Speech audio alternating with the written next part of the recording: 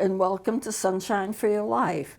Now, we're dealing with the second coming, and within the last 2 or 3 segments, I've been talking about the Jewish temple, and the Antichrist, when he comes, will give the Jews a right to build their temple. The temple of worship is most important to the Jewish nation. It's what they've wanted all along.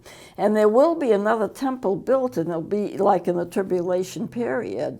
And they're preparing for that. They have all kinds of things that they've set aside to put in the temple. Of course, the temple's not yet built.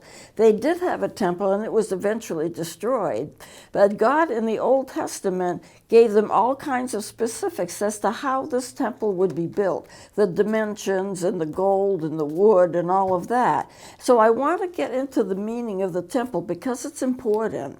In past history, sacrifices were made. They killed animals, and sacrifices were made and brought to the Lord for an atonement for whatever sins they committed. And Jesus himself is considered to be the Lamb of God. He is the sacrificial Lamb of God, and his crucifixion was the last time that anyone needed to have some kind of a sacrifice. He was a sacrifice, and of course he rose from the dead. That's what Easter is all about.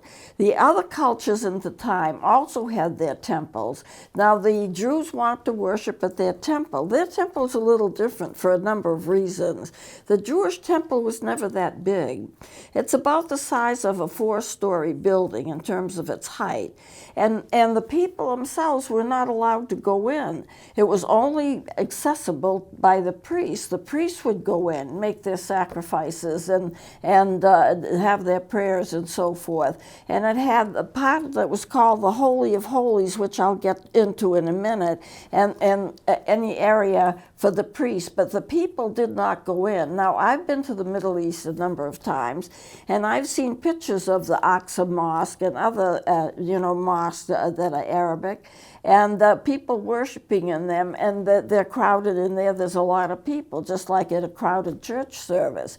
But with the Jews, only the priests were allowed in the temple, and they had specific functions in the temple, and that was very symbolic, and this is the way God wanted it. But usually the temple would be in the center of something, and there would be courtyards around it.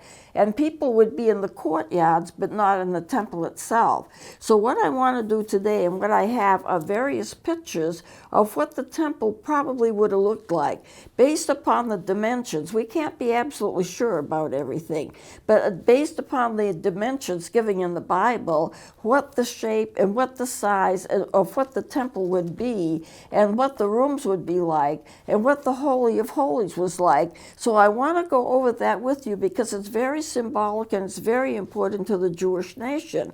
And in the tribulation period, that temple will be rebuilt. So let me start off with this picture right here. This came from a magazine, a book actually, and it's a depiction of what the temple probably was like.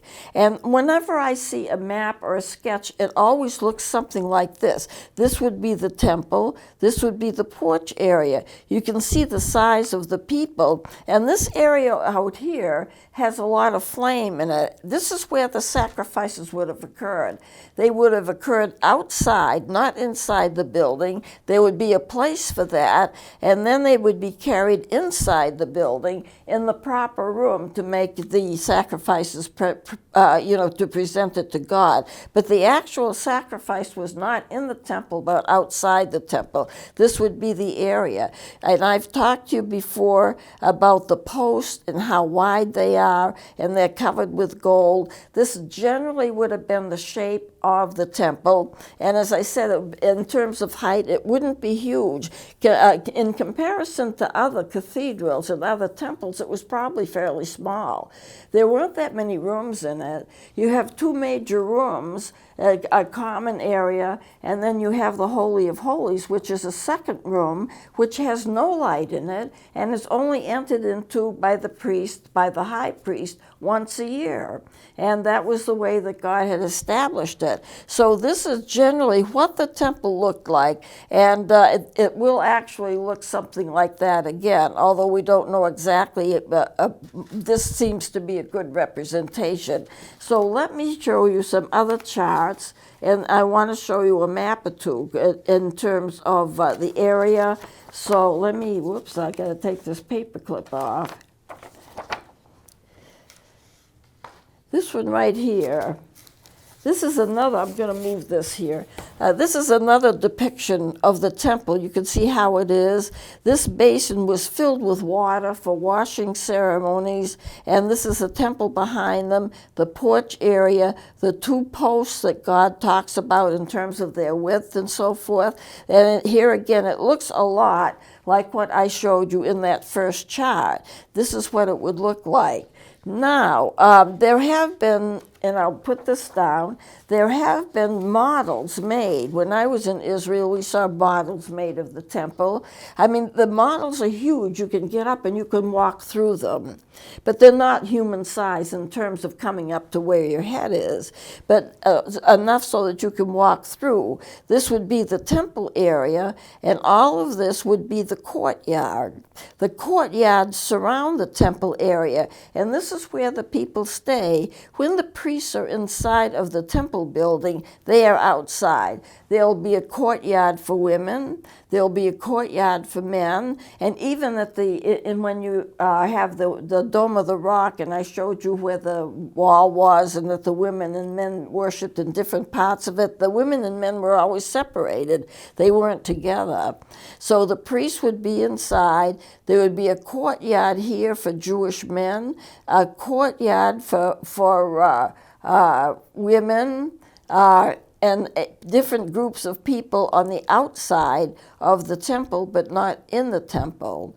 And there's even a market. Now remember, people who had to sacrifice, they had to buy what they were going to sacrifice. It was sometimes pigeons, whatever it was. They would have a temple area where they could buy it.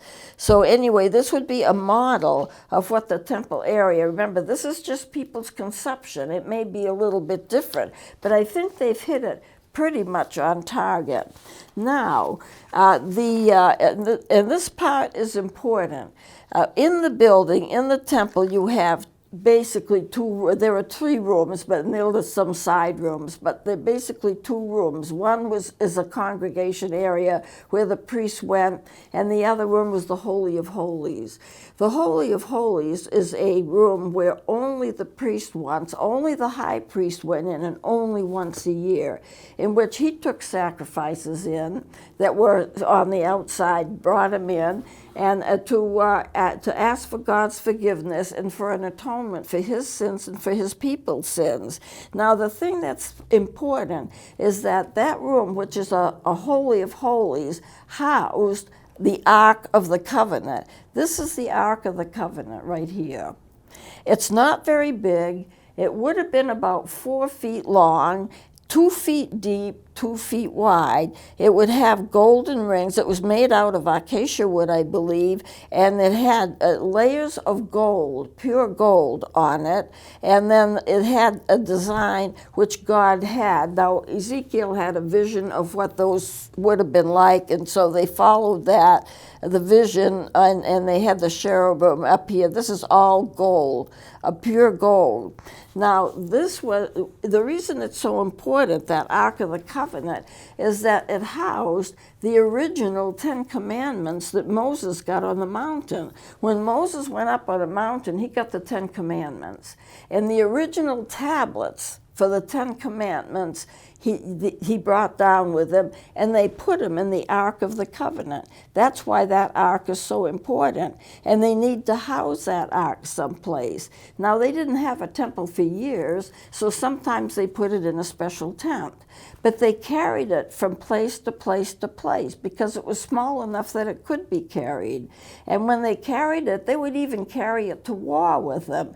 And the purpose of carrying it to war is that they believed that God would give them victory if the Ark of the Covenant was there. And so they would carry the ark here and there. Then when the temple would be built, or when the temple was built, the Ark of the Covenant would be housed in that room that was called the Holy of Holies. And that's what it was. A completely dark room, no light in it, and the high priest goes in once a year. No one else is allowed in. He's only allowed in once a year in the Holy of Holies. Now, the priests were in the temple at other periods of time, but for the Holy of Holies, only once a year by the high priest. He would go in and he would make an atonement for the people's sins through the sacrifices. Jesus, of course, in the New Testament becomes the sacrificial lamb. So that Holy of Holies is important, and no one could go in there, as I said before, but what if the high priest died or got sick or passed out or something awful happened to him and he couldn't come out by himself? He couldn't come out at the normal time. But they had that covered because they had ropes and everything around him so that when he went in, if something happened, he fell, he passed out, he passed on, or whatever, they could pull him out. And then when they pulled him out, they wouldn't commit the sin of going into the Holy of Holies because only he was allowed. And see, the Ark of the Covenant would be in the Holy of Holies.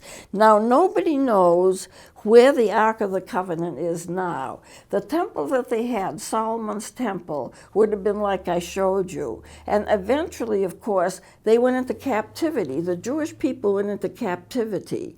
And the people who captured them, they became a northern country and a southern country. They split. And whoever captured them probably took the gold off from everything that was in the temple and used it for other purposes, so that the Ark of the Covenant probably doesn't even exist anymore. But I've thought, wouldn't it be something if somehow it became preserved and somehow somebody found it, and toward the end time, so they could include that in the new temple that they're going to build. I don't know if that'll ever happen, but at any rate, this would be kind of a representation, I think as far as we know, pretty accurate, of what the Ark of the Covenant was like. And inside the tablets, the Ten Commandments, which God gave to Moses. So who knows where it is now, or if it's all been destroyed, but that's what it was like. And what the Jews want to do, of course, is to rebuild the temple, start the worship as it used to be, not realizing that they don't need to sacrifice lambs anymore because Jesus is a sacrificial lamb. But they want to start their religion the way that it was prescribed in the Old Testament, build the temple the way that it was prescribed in the Old Testament, and start their worship over again. And one of the reasons that the Antichrist fools them is that he lets them do it.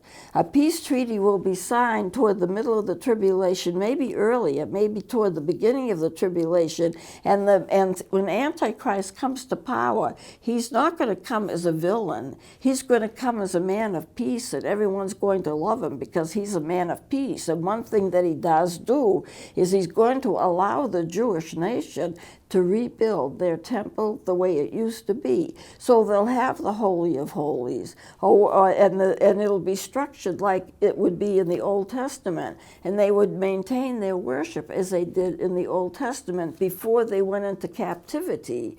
So who knows where the Ark is, or if it has been preserved, or if it could be preserved. That's something that nobody knows. But the Ark of the Covenant would be like a chest. This is like a chest made of acacia wood, covered in gold, pure gold, and there are rings, you can't see them probably, and there are sticks like this passing through the rings, and the idea was to lift it up and carry it from place to place. But they want the temple to be the home of the Ark of the Covenant. And wherever it is, they will rebuild that temple in the tradition of the Old Testament toward the time of the end. So I'll take this down. Now, how did they write and how did they read? Remember, there's no printing presses. There's no books as such, but they make scrolls. I just want to show you this. This is a leather scroll, and it's been found fairly recently. And this scroll contains the book of Isaiah in the Old Testament. And what they did is they made their language on leather, on stone, whatever they had. They'd make it in a scroll. The scroll would be opened up. You see, it would be opened up and rolled open, and then they would read it. They could read it. Now, there were, believe it or not, libraries in the Old Testament, and they were filled with scrolls and also with tablets, tablets of stone, where the language and the words would be etched in, and people would read it. That's how they had libraries, and that's how they had reading, because they lacked the scientific way of being able to make books. So I'm going to show you one of these tablets made out of stone. If you can imagine a library that's just filled with tablets and with scrolls, and that's the way it is. That's the way it was. And so they did have a language, and the books of the Old Testament were prescribed. Now, I've been to the Holy Land, and I've been close to the Dead Sea. There is a building that's preserved 4 artifacts that were made in the time of Jewish history, including the manuscripts of various books of the Bible. And I've seen some of them. They're very old. They're very tightly controlled in terms of temperature, because if you get moisture in them, it's all done. They're going to disintegrate. They're so old. So they keep them very carefully in glass enclosures, controlling the temperature, so people can actually go in and see some of the original manuscripts and see some of the leather scrolls and the tablets that things were written on. This is an example of the tablet. And so if you can imagine a library filled with tablets and scrolls, that's the way it was. Now, I also want to show you this picture of Jerusalem. Now, it's like other pictures in a way that I've showed you, but it's aerial. It's taken from a different angle. The Mount of Olives is going to be here. This is the Dome of the Rock right here. I've shown you pictures of it before. This area right here, it looks like it's kind of square. That's all considered to be the Temple Mount. When the new temple goes up, it'll be very close to where the Dome of the Rock is, because they want to get it to where the Solomon's temple really was. And of course, that's really close to the Dome of the Rock. I don't think they're going to touch the Dome of the Rock. I know Arabic peoples are nervous about them taking it down, but I don't think they have any intention of doing that. But it may be built close by. This here is the Golden Wall, the Western Wall. And if you go to Israel, you go up to the Western Wall. If you look, you can see the top of the Dome of the Rock. And a lot of people slip their prayer requests between the rocks of that wall. The wall goes all the way around the Temple Mount. There's a wall all around the old city of Jerusalem. You have to remember that there's an old city of Jerusalem and a new city of Jerusalem. The old city of Jerusalem, they have walkways all around it. So now you can go on what's known as the Ramparts Walk. I've been up there myself, and you can walk around the entire city of the old city of Jerusalem, and you walk on a wall, and it's quite high up. So if you're nervous about distances, it's a little difficult, but you don't have to worry. There's always something to hold on to. There's always something to hold you back. You're not going to fall off. It's not too wide, but the Ramparts Walk all the way around the old city. This is the city of Jerusalem. It's a big city. This is the Dome of the Rock. This is the Temple Mount. And so it just gives you another idea of what the city looks like. It's a huge city. Now, I have two more shots, maybe 2 or 3 more shots I want to show you. In the Revelation, which is the last book of the Bible, which I'm going to get into a little while, there is an island off the coast of Turkey, and it's called the Isle of Patmos. Patmos. This is the Isle of Patmos. You've heard about the Revelation as the last book of the Bible, and it was a revelation of Jesus by Jesus sent to John, who was banished to this island, the Isle of Patmos. Now, why was that? It's part of the second coming. It's part of what I need to get into, although I'm not going to get into too deeply into Revelation. I'll be doing that next segment.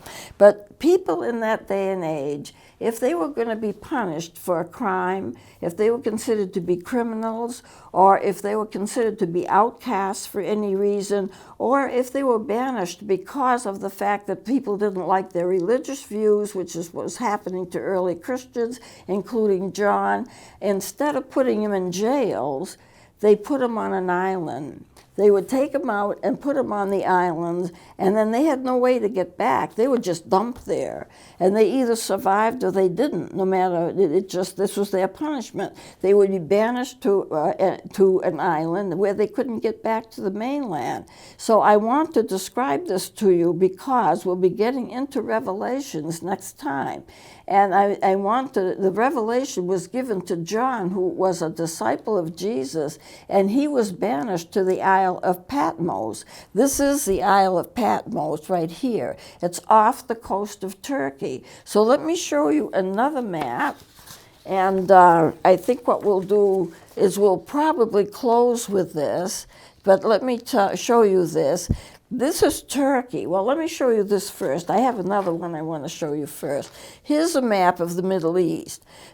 Israel's going to be down here where it's colored in green. Lebanon is right here. It's colored in orange. This is the Mediterranean Sea, and this is the boot of Italy. That's the only part that shows in this map, but it's part of Italy. This Mediterranean Sea goes around where Israel is, Lebanon and part of Syria. This is Turkey. The early churches, there were 7 early churches, they were located in what is now this part of Turkey. And then this was Greece. The Isle of Patmos would have been off the coast of Turkey about here. It's not actually on this map, but I put in the location of where it normally would be. So if anyone in the Middle East, in Israel particularly, if they were caught doing something they weren't supposed to do, if they were considered to be criminals for some way, or if they didn't agree with the whoever was in charge of the religious groups and they got in trouble because of their religious beliefs, they could be banished. That was their punishment. And many of them were taken to the Isle of Patmos off the coast of Turkey in the Mediterranean Sea. I wanted you to see the location of that. And what happens there is that they had to make it on their own. Now John, who was a disciple of Jesus, was banished to Patmos when he got his vision of Revelation. And we don't know which John it was. There are several Johns listed as first name as Johns, as disciples or friends of Jesus, and I don't think anyone knows which one it was, but it was a disciple of Jesus whose name was John, and this vision was given to him by Jesus and for Jesus, and he was in the Isle of Patmos, and it dealt with what was to come, and he was to spread it out and let people know about that because Jesus wanted that to be found, and we will talk about that in the millennium, start off with the millennium next time. So I'm pretty much going to close it here, and what I am going to do is I'll take this down. Let's put up, I'm not going to put up, I have one more map, but we won't, I'll deal with that next time. I'll put it here so you can see it, and we'll close it here. And next time we're going to get into the millennial period of time, and then if we have time, get into the revelation which Jesus gave to John on the Isle of Patmos. So please join me next time.